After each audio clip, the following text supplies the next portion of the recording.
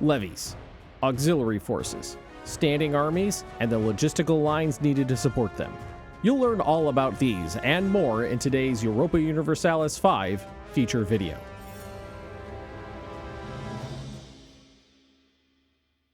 At the dawn of EU5, a professional military is still a thing of the future. Most nations rely on simple levies, raised from their population. These levies leave their normal positions in society to take up arms, and if they die in battle or from other causes like disease, that pop is gone forever. Once no longer needed, the levies can be disbanded, and the surviving levies will go back home, ready to take up their old jobs. Different pop types will yield different levy types, each with their own differences. The peasants will become a mob of low-disciplined foot soldiers, while nobles will become knights. Levies will evolve with your technology and societal advancements. One of the drawbacks of levies is that once they are called up, they will not be replenished while on campaign. They must be disbanded and then re-raised to get more levies, making each battle and loss crucial. After all, replenishing your levies deep inside enemy territory can be difficult. Eventually, you will transition to a standing army, which requires soldier pops from specific buildings like the Renaissance-era armory. Buildings like this will train some of your pops as professional soldiers, who will then either be employed by buildings requiring soldiers, such as forts, or they will be added to your manpower pool. From your available manpower pool, you'll be able to recruit a standing army that can be drilled, supported, and improved with technology. Armies in EU5 are organized into left flank, center, right flank, and reserve lines. This organization impacts how your troops will face off against enemy troops in the middle of battle, playing a pivotal role in how that battle will turn out. An army can be led by a general, which can be assigned from your nation's pool of characters, who will apply bonuses to the army determined by their traits and abilities. There are 4 main categories of units for your armies: infantry, cavalry, artillery, and auxiliaries.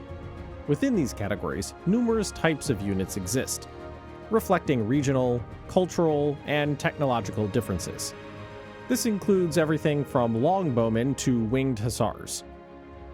The regiments will vary in size, starting small with 100 men and growing to over 3,000 men as technology advances. Furthermore, the training of troops can also be improved with time. Certain buildings and advances will allow you to train more troops at the same time in a location. The infantry will make up the backbone of most armies. The cavalry are highly mobile shock troops. Your artillery will provide a huge source of damage and siege power. And finally, there are the auxiliaries, new to EU5. The auxiliaries will represent your army's support structure. An example of an auxiliary unit is the early game Camp Followers unit, which will increase your army's food storage, allowing your forces to be on campaign longer before resupplying, but conversely will slow the army down. Supplies and food is an all-important factor in any military campaign in EU5. Army movement depends on supply lines and access to resources. Reinforcing, moving, and maintaining armies requires proper logistics. Armies can carry food with them, but will need to gather it from friendly locations. Armies in locations with low supply will suffer from attrition, leading to significant losses. Supply depots and controlling key regions are vital for sustained military operations. Armies on the march will slowly lose morale and eat food supplies, making planning your campaigns much more important than in the past. Furthermore, a commission time prevents the rapid switching of commanders, adding an element of realism to military leadership. Weather and disease will also play a big factor in EU5's warfare. Your armies may get stuck in a location due to a bad winter storm, or suffer heavy attrition while sieging during the winter. An army can even catch and spread diseases from the locations that it visits. Winter will significantly reduce food production and increase attrition. Coastal locations can freeze, stranding ships and allowing armies to march across frozen seas, albeit with a risk. And mountain passes can become completely impassable during severe winter storms. Once an army is built, it's time to put it to use. Combat in Europa Universalis V starts with a bombardment phase, where artillery targets the opposing enemy line. Main combat follows, with engaged regiments fighting until opponents are eliminated or they lose all their morale. The winning regiment will then attack the next closest section. The defeated regiments will retreat, being placed into reserve. If there is no opposing unit to engage, the regiments will damage the enemy morale. A flank or center fully collapsing can have devastating effects. Ultimately, any battle's outcome depends on a number of factors. Unit types, commander skill, terrain, morale, numbers, the general's decision-making process, that's you, all of which are vital for an army's performance. But perhaps you don't want your standing army standing around. In EU5, the condottieri mechanic is also making a return, allowing you to rent out your standing armies as mercenaries for coin during peacetime. Likewise, while you are at war, you can bolster your military might with a little bit of coin by hiring mercenary armies to fight at your side. But a nation's military strength is not just about its soldiers, it's also about its sailors.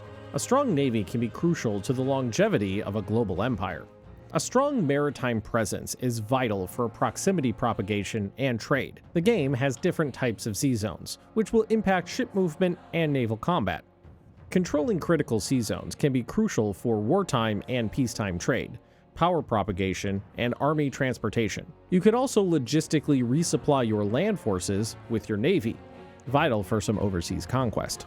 Naval blockades can cripple enemy trade and hinder their economy during war, or you can privateer during peacetime. A robust navy is essential for an aspiring global power, enabling amphibious assaults, protecting your own trade, opening new fronts, and mastering a global network of force projection. Mastering the military and warfare mechanics in Europa Universalis V requires a deep understanding of army composition, logistics, combat mechanics, and strategic objectives. From raising levies to commanding fleets, every decision impacts your nation's survival. You can pre-order EU5 today, and if you'd like to read more about the military in the game, you could check out the developer diary linked in the description below.